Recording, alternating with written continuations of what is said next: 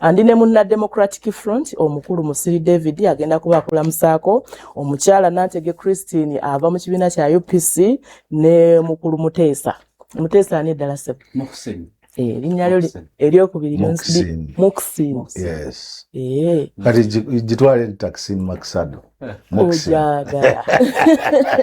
Bagenda kulamusaako tutunuulire ensonga ey'obuwagizi bwa NRM mu Kampala ne Buganda okutwaliza awamu bo bwe bagamba nti bukomyewo bwe baba batunula nga bageraageranya ku myaka egiyise emabega. Olabira twolekera akalulu obudde buweddeyo tugenda kuba tulonda awo nga 15 omwezi guno gwennyini kitegeeza wabulayo ennaku ntono ddala okuba nga tutuuka ku lunaku luli mulindwa olwaggwe munnayuganda okusalawo kwane agenda okukulembera emyaka gino 5 egiddako. Bwana Musirira Musa kuba tulaba.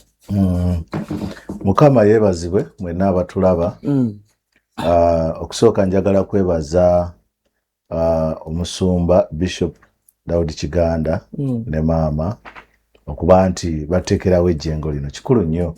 Nenjagala n'okukulisaayo mwenna abaagenda mu kusaba mu Passover.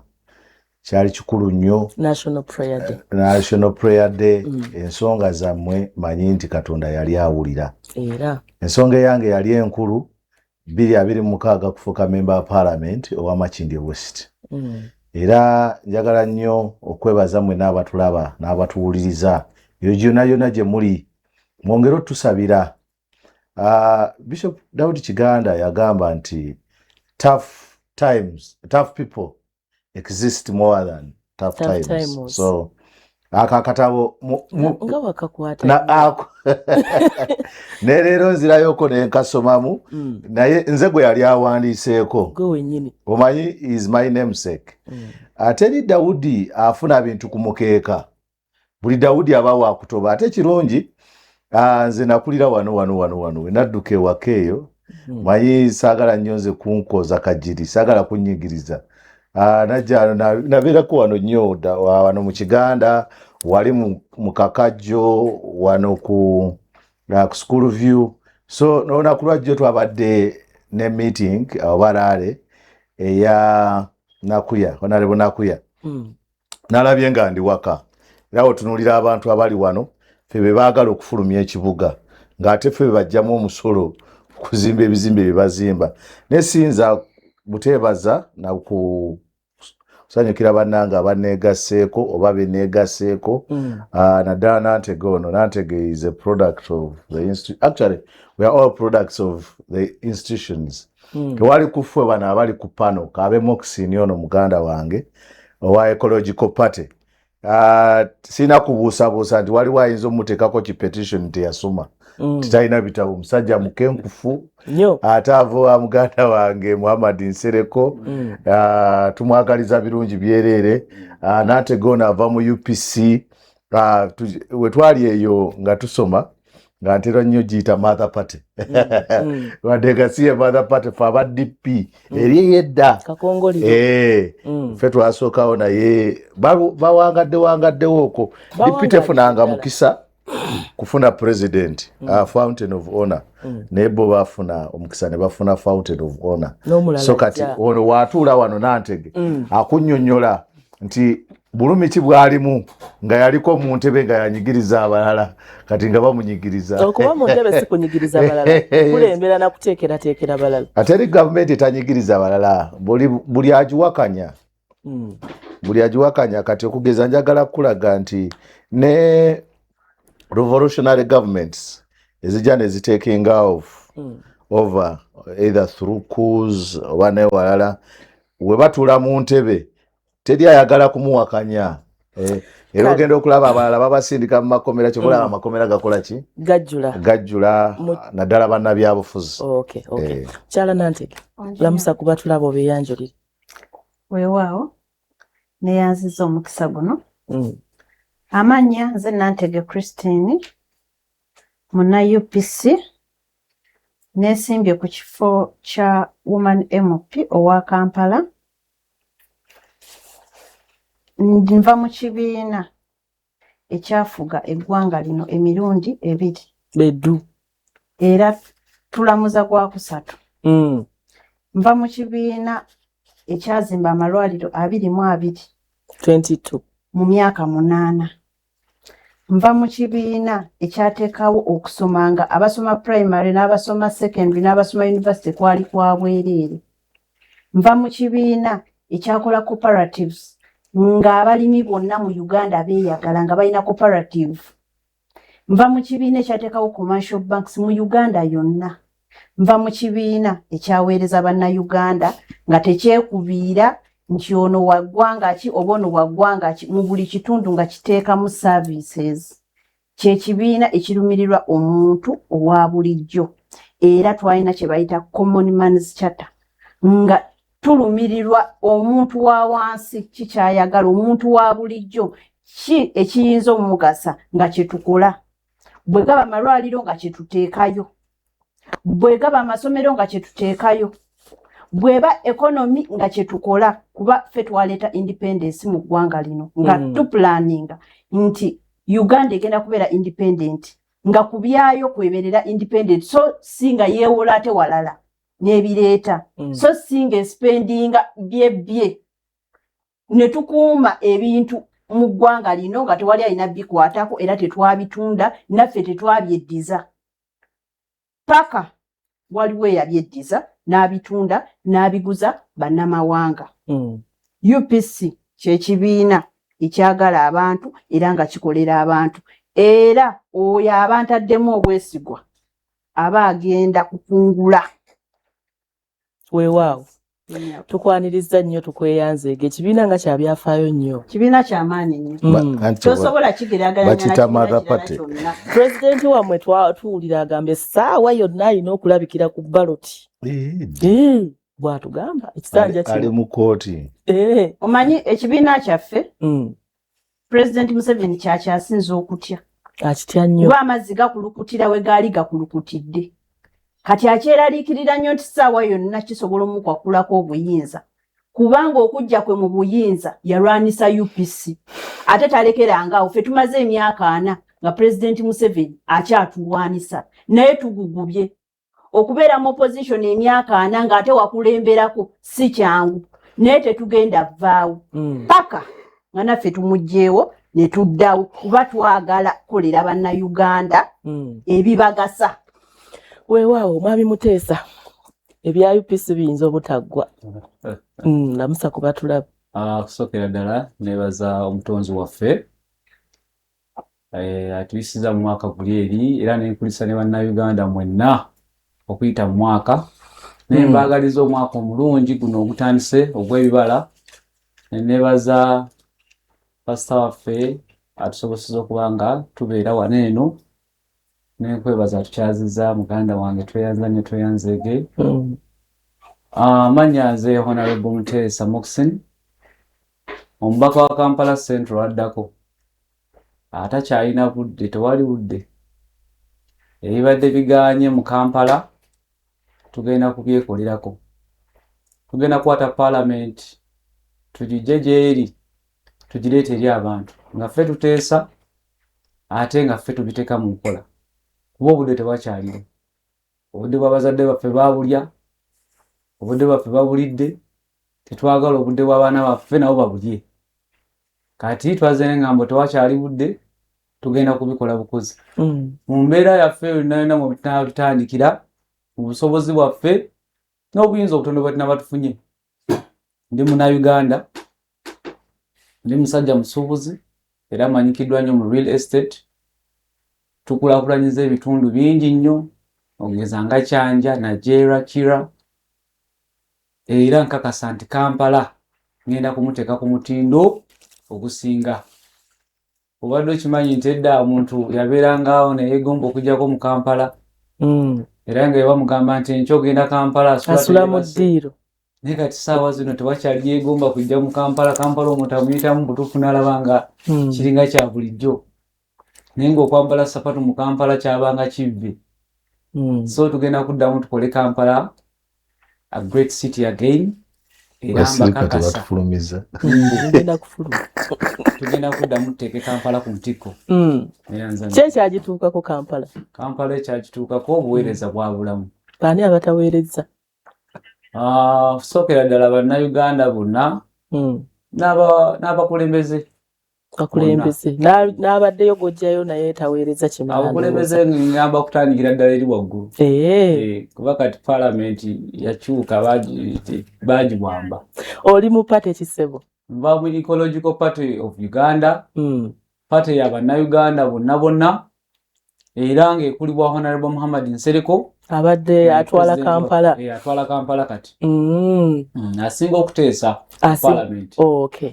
Kale bwe bityo bibiri bwe bati abakulu ndowooza bawulidde bulungi kasooka tumala okola ku ssente tugenda kudda n'ekitundu ekyokubiri tutandike ku nsonga nga bwe nagikwanjulidde nze munasibira kubanga mubadde nnyo mu ssenta ya opposition emyaka gino naddala gino okuviira ddala kale mabega naye emyaka gino gwe nga bolaba opposition nsobi ki ze muyinza okuba nga mukoze mu kumanya ne mu butamanya mu bugenderevu ne mu butali bugenderevu ezikomezaawo NRM? Ekisooka si kituufu nti NRM erina gyekomyewo ebadde evaawo. Wagamba nti okomyewo kitegeeza olina gye wali wagenda. It's a comeback. No, there is no comeback. Kituufu wasobola okubaawo nga waliwo ensobi nnyingi nga opposition naddala leading opposition party kubanga si opposition eyowamu. Mu opposition mubeeramu abakulembera. Kyova olaba nti leader of opposition tava mu bibiina birala byonna tebamukubako kalulu. Leader of opposition ava mu kibiina ekikulembera opposition. Ekibiina kino kye kirina okukulemberamu abalala. Kati obunafu bwakyo bwe bukakkanya obuweereza bwa opposition. Naye NRM living in denial. Ate nze saagala nnyo bantu you know Namirimu, I don't speculate. Nze sikolera ku lugambo. Here says tezinkolera. Olwali tujja kwogera ebigambo bingi naye 226 kati leero ennaku z'omwezi 3 okulonda kugenda kubeerawo ennaku z'omwezi nga 15 kitegeeza tubulayo ennaku nga 12 zokka tulonde. Abantu bajja kutegeera nti NRM terina gyekola ki gyebadde bagyebuzabuzaako era akalulu kaabwe tekagenda kukyukako nnyo. Wano opposition ejja kusigala nga yekulemberawo oba baagala oba tebaagala. Kubanga njagala okutegeeza nti walabye General Kaguta Museveni tibuhabulwa yatudde mu kkubo yabadde ayogera n'abantu bameka okumala ebbanga ki. Just kulaga maanyi nze nagamba abantu nti ekyasembyezaayo Buganda General Museveni okusembezaayo Buganda yayagala consolidating his power. Kukakasa nti buli kimu we kiri wakirabira nti ekintu kitambulanga bwe yakola ki. Era yitafaayo ne kubano bewuulira mbu simanyi bakomaawo. Yitafaayo kubanga ffe tukimanyi. Ffe abasoma statecraft tumanyi nti gavumenti esobola kati ewaffe eyo jo nabaddeyo nasaalidde mu Kiwempe. Kanisa zoni Sankara eyo awo Mugundi mu Lukuli parish. Olwokubanga gavumenti yekirekera bwetyo bwekola bajja ne bakola ne balumba abantu ne babajjako emmundu 2. Kati olwaleero batuntuza bannamakindye bakwata babakuba ata nani oba mukyala oba musajja batuuka bakuba bukubi nga bakusuula ku motoka mubanoonya mmundu okitegeera. Naye nga tukimanyi nti ekyo gavumenti esobola okukikola nejja nezeekimira kubanga lwaki eraawo Kanisa zone Kiwempe Sankara is the most populated areas. Ebyalo bisatu biri so populated nti ne gundi katugeze polling centers nyingi. So ebyo ebintu byonna tuze tubiraba okutiisatiisa. They want to instill fear. Ebyowulira nti simanyi bakomawo simanyi bafunye gundi tebiriiwo. Naye ekimanyi nti opposition ebadde erina obuzibu bwayo. Okusooka Linda mukatono bwana Musiri. Mu argument yo ndaba olinga agamba nti NRM terina ngeri gye improvinzeemu bw'oba comparinga ku bibaddewo emabega. Is that your argument? Improvinze mu biki? Kuba nze sibiraba. Namirimu gw'oyinza okuba olina by'olaba. Kiki kye improvinzeemu? Nti kati amalagala gye gali mu malwaliro. No. Mulimu gwa opposition teeka amalagala eddagala mu ddwaliro. Sigamba kya ddagala mu ddwaliro. Bw'otunuulira ebyobufuzi bwe bizannyibwa kati ku mulundi guno compared ku ngeri gye byazannyibwamu 2021 twalabako nga n'okwambala obwambazi yero olwo lubeera lutalo era twabalaba nga basikasikanyizibwa abambadde yero naye kati omuntu ayambala kyere. Tulabyeko ku bannabyabufuzi b'e NRM abaali basiguukuluddwa. I'll give you an example of ono omukyala Amelia Owene Mawokota, tulaba n'abakooba bonna bakomyewo mu lwesi era nga balaga amaanyi weegali. Nti nkugambye namirimu nti n'abatulaba nti obunafu bubaddewo naye kireese obunafu is a failures mu leading opposition party nti okusooka they failed to measure in measures and they majored in minors. Okugeza nti woba olwanyisa corruption tobeera selective because waliwo enguzi enteeketeeke ng'eyo gye tulaba right honorable Altwala Kadaga yayisa mu parliament yokwowangayo obusiimo omulizi service award omulizi ba deputy speakers former vice presidents okwewayo obusiimo bewe sente empitirivu ate nga kiri wonna institution eri so corrupt as parliament naye olwokubanga waliwo be batya ne batandika okujjayo omuntu. They are not debating issues but they are debating individuals. Kugeza novaayo n'ogamba nti Mpuga yali ebitaano n'omalamu ebyo mu diversion ng'okyali mu Mpuga yalya General Muhoozi n'afuuka CDF kyali mu Mpuga yalya Muhoozi ne taata we ne beegabanya obuyinza olwedde bakola indirect transition nti kati olwaleero General ya retiring aba generals abalala asobola okugoba gwayagala ng'okyali mu Mpuga yali ebitaano byabakama yatuba akalulu ka 221 n'akola ki. Waliwo n'ekirala kyesaagala mu opposition ate nga kino tekitandikidde ku NUP kyatandikira ddala ne ku FDC. Omwaka gwa 2011 twagenda mu kalulu we tuva mu kalulu ne tumala omwaka 2012 2013 2014 nga Dr. Kano Kiza Besigye agamba tadda mu kalulu. Museveni kakoze ki kategese we twayingira 2015 awo TDA we yajjiraawo awo abantu ne babeera active ne badda mu kalulu okitegeera era 2016 ne tubeera very active mu kalulu ako we tuzze mu kalulu wano nga His Excellency Robert Sentamu Kyagulanyi agenze mu kalulu 20 ne tumala 2022 tuli mu lyato simanye mmeri simanyi biki ne tudda 2023 tetuli mu kalulu era ng'abantu boogera ebisongovu sobola kudda mu kalulu ako sikola ki 2024 awo kati abantu ne bagamba kati tuyinza ne batandika tudde mu kalulu wale tudda mu kalulu 2025 akalulu ne kakola ki tuli mu 2026 abaali bagamba nti bagenda kwesimbawo weba kikosa kitya opposition timumala obudde bonna ng'ono gwe muvuganya yeteekateeka. In fact abantu abalowooza nti Museveni is a genius is not but abantu abamuvuganya be bamuwa okubeera obunafu bwabwe bwe bamuwa okuba nti alabika ng'omugezi okitegeera tusobola kubanga olwanyisa omusajja muyeekera ye lwamaliriza akalulu kano lwatandika akalulu akaddako okanoonya nze ekimpadde amaanyi mu Makindye West nti sijjangako kigere okuva 2018 2017 we nalangira nti nja kubeera MP wa Makindye West kubanga nze nvuddeyo nga nina abantu bengobera benjigiddeko. Makindye West yanjawulo nti yalonda Nsubuga Nsamba yali akola ne muzeeyi wange empigi najja nemuwa yali agala na kaadi ya DP ne mu makadi kubanga awo ye yaliko nga weve eriko ya DP ne mu makadi n'akwata kaadi ya CP abantu ne balonda Nsubuga Nsamba lwa busobozi ne baddamu ne bakikola ku Hussein Kyanjo delete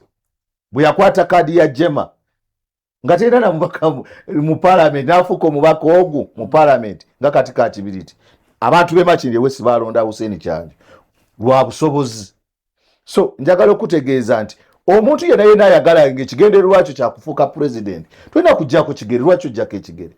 Era njagala okutegeeza nti abalowooza bonna abali mu samwasamwa nti simanyi NRM era nina n'ekintu ekinyiiza ennyo kubanga mugamba nti NRM yali evuddewo naye mu 2021 nze kyanyiizanga nga His Excellency Robert Sentamu Kyagulanyi ku polling station alinako obululu 3 naye nga Museveni alina ebululu 10 obwo bululu bungi wano mu Kisekka wano lumu ndoza kali kalulu ka 2006 ndowooza akalulu ako waliwo abalonzi Museveni yafuna obululu 3 ekiseka mu kiseka baanoonya awadde Museveni obululu obwo 3 era baabafuna kati tuyinza gamba era njagala kutegeeza nti bano abalowooza nti simanyi empologoma nkadde zibadde zizzeeyo kati zitegera ku luzzi byapa awo Ameriya era Hilda ajja kuddamu akola eki tujja kubeera alina kuzibulayo mmeka abantu kimanyi nti wabaddewo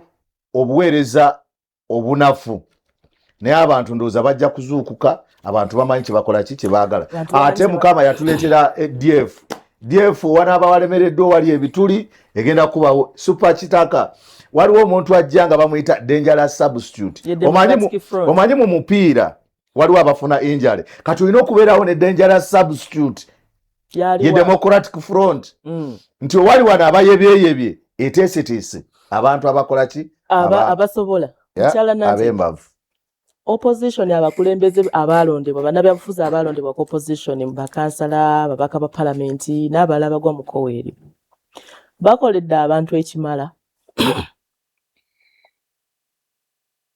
nze okusinziira kyendaba opposition gye twalonda 2021 nze ndi muntu mu 2016 nali mulonzi naye nagaana olonda nga saalabawo wa kibiina kyange saalonda naye mu 2021 ne ŋŋamba kangezese nonda opposition eyaliwo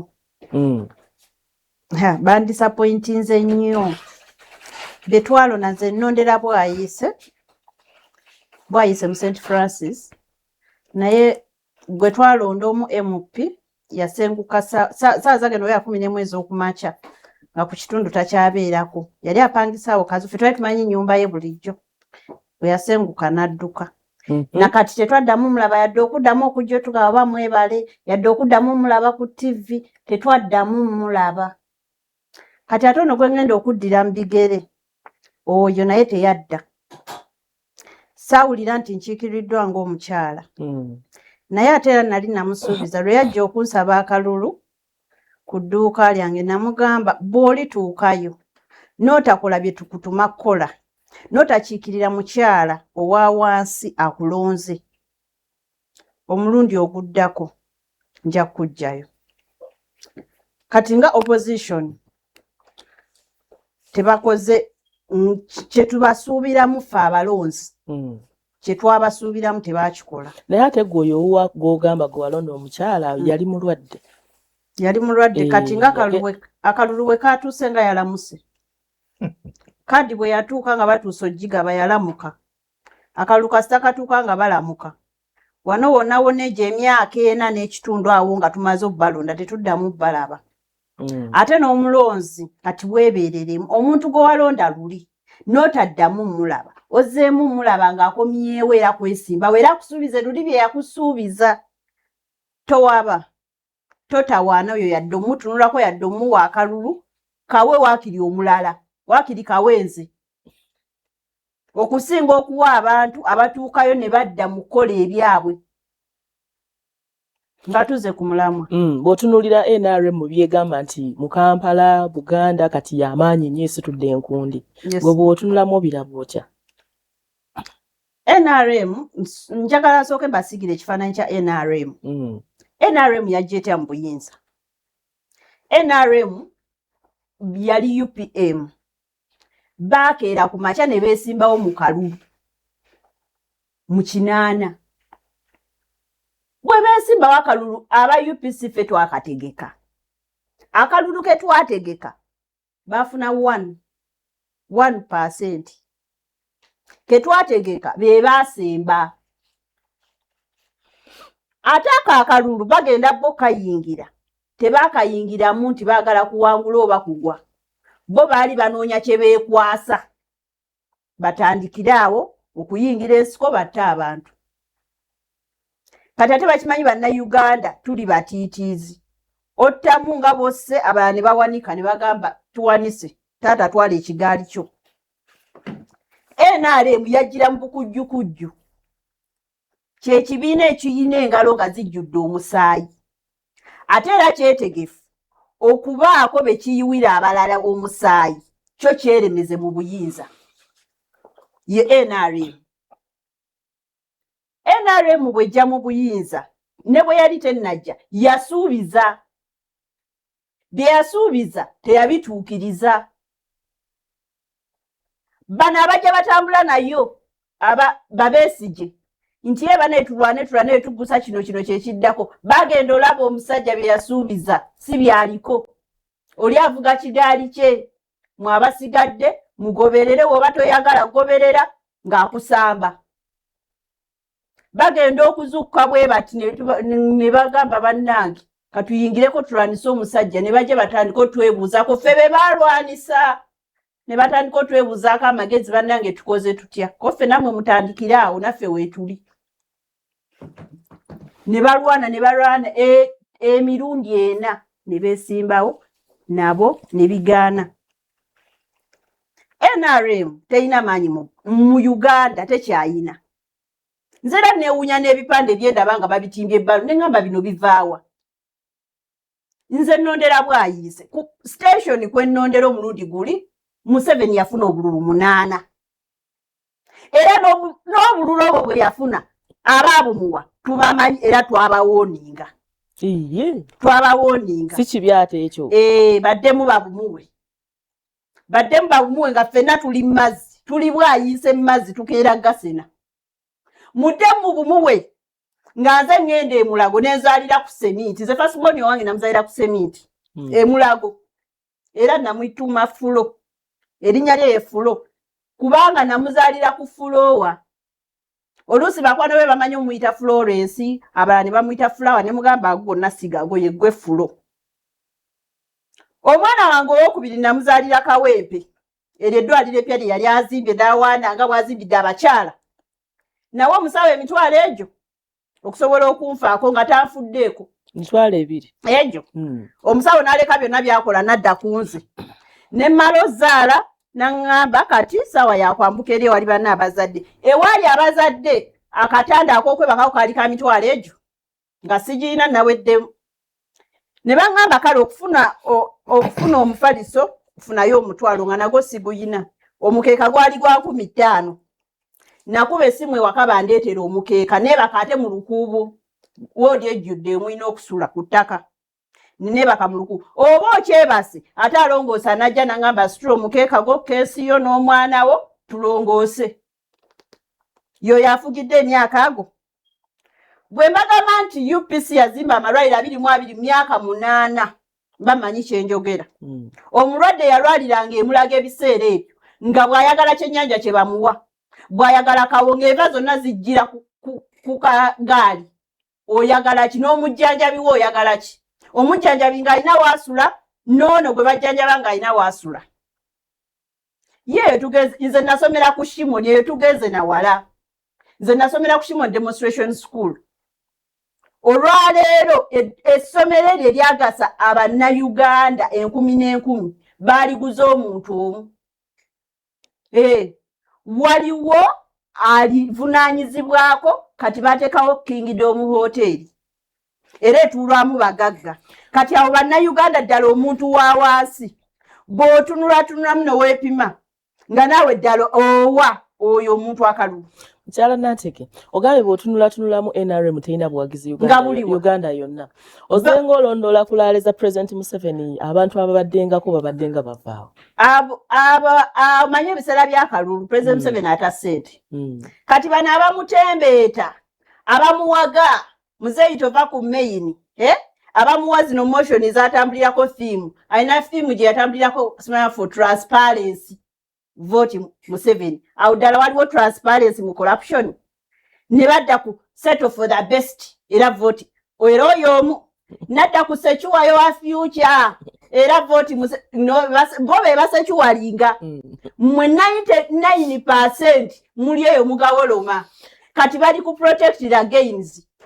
Ddala omuvubuka ali eyo oba gwe omukyala akola mu wino oba gwe street vendor oba gwali eyo wansi oyina gains ez'okuprotectinga. Tugenda kuddira mukyala Nantege otuwe ku zimu ku weaknesses zolabyeko ku side ya opposition eziyinza okuba nga zikomezaawo embavu mu NRM.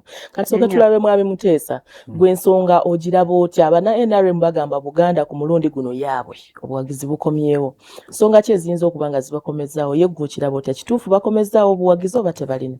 Okusookera ddala neyanzizanya neyanzeeke obuwagizi si bulabawo kyo kyekituufu naye yadde waliwo obunafu mu opposition. Simanyi oba nsusse na bunafu mu opposition oba buwagizi bwabwe balinawo obutonotono. Sooka otandike n'obuwagizi. Obuwagizi bwe tulabawo nti bamanyi okusonda abantu ne babajja mu kitundu ekimu tugeze era minisita wange gwe neesimbyeko nawe nkusaasidde nnyo. Abantu b'okozesa bakusondera abantu nga babajja mu kifo kimu nga mu Kisenyi ne babaleeta mu Kamwokya ne babajjayo ne babatwala mu Old Kampala bebamu bebatwala ne Mugundi. Kati bwe buwagizi bwabwe tulaba kusomba abantu kubateeka mu kifo kimu bafuna abaana mu masomero naddala gano aga secondary ne babawa t-shirts ne bagende ne babawa 15,000. Bwe buwagizi bw'endaba yaddeyo waliwo obunafu mu opposition yaffe gye tulina. Okusookera ddala mu opposition yaffe tebataddeewo message emala nti basoosa nnyo obukyayi dana okujja ne message ya solution. Singa bajja ne message ya solution butya wetuyinza okuba nga tulongoosa Uganda yaffe. Abantu bali badde ne alternatives emala ba ne reason emala nti ate solution yona eri better. Buli omuntu w'omulaga ekkubo w'alina okuyitira nga tomulaze bubi bw'oli nti eri waliyo amaggwa naye ate eno waliyo kakolansi tomanya n'abantu bebawa akasente okugenda okubawagira nabo tebandibaddeyo. Ekirala kyendaba tetubadde united ng'abafa opposition. Ogambye bakulembeza nnyo obukyayi mu message ngambe message yaabwe. Ekirala olina okugamba olina okujja with a solution. Tukoze kyo okujjawo ekizibu kiri. Tukoze kyo okulwanisa kino ekizibu. Omuntu akuwulira naye n'agamba nti nyina ensonga lwaki ngobeera Muteesa Moksin okuba nga mwesiga okumuwa ekibuga Kampala. Yannyonnyodde n'entegeera. Yannyonnyodde n'agamba agenda kukola kino bwe kiti. So tubulamu ffe tusoosa nnyo obukyayi ne twewalana nti Mpuuga yakoze kino bitubeeramu nti omusajja agende n'ebisigale bye tulaba. Naye ekirala kyendabawo tetuli united ebiseera ebisinga. Kireeta ekyo enguzi nnyingi. Omuntu walaba kasente n'ekigendererwa kyabwe eky'opposition akivaako mangu. Abantu aba opposition we tunajjamu omuluguvu ogwo ogwakagala okuba nga tweyagaliza akasente akatonotono ne tumala okulaba nga tukwata ensi yaffe ne tutuuka mu buwanguzi ne tulyoka ne tulaba nti ebintu tusobola okulya obulungi oba n'abantu bonna ne tusobola okuba nga basharinga bulungi nnyo. Naye omuntu ofunako obuyinza obutonotono n'olaba obanga akasente ako n'oyagala okasika. So nze nkiraba tetubadde united ngaba leaders of opposition. Kale ekirala kyendabawo obuzibu nti tetumanyira bizibu by'abantu. Mwami Muteesa tugenda kudda ne point eyo yennyini. Abakulembeze abali mu opposition temumanyi bizibu by'abantu bemukulembera. Bebakulembera. Kale katumala